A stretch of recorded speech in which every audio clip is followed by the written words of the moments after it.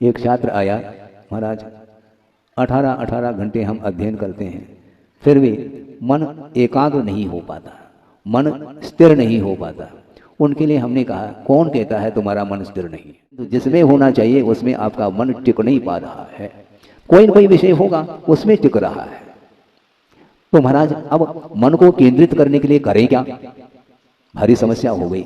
बार बार प्रयत्न करने के उपरांत भी मन बाहर ही जाता है। धीरे धीरे विषय आ रहा है।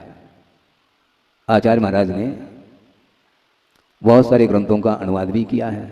कुंद कुंद भारती का भी अनुवाद किया है, समंत भद्र स्वामी का भी साहित्य जो है उसका भी अनुवाद किया है, और भी बहुत सारे ग्रंथों के अनुवाद उन्होंने किए हैं।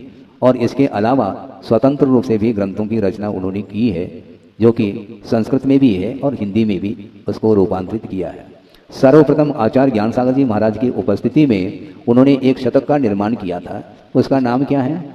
निजानुभव शतक नाम है।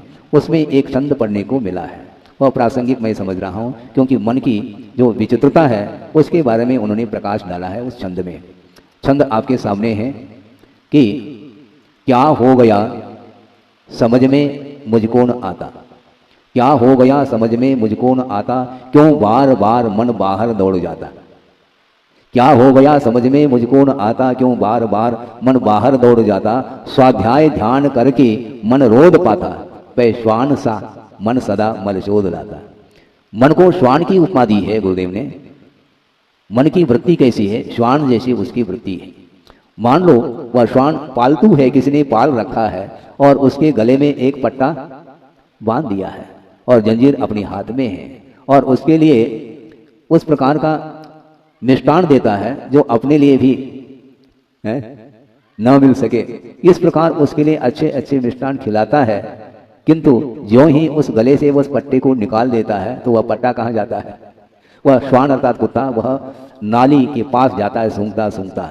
ऐसा क्यों? अभी तक तो उसको मिष्टान मिल रहा था और फिर भी उस गंदगी पर मुंह मार रहा है।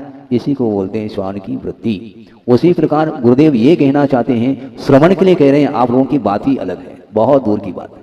श्रवण स्वाध्याय ध्यान करके मन रोध पाता, अपने आवश्यकों को पालन करता हुआ निरंतर वह साधना में रत रहने वाला श्रवण है।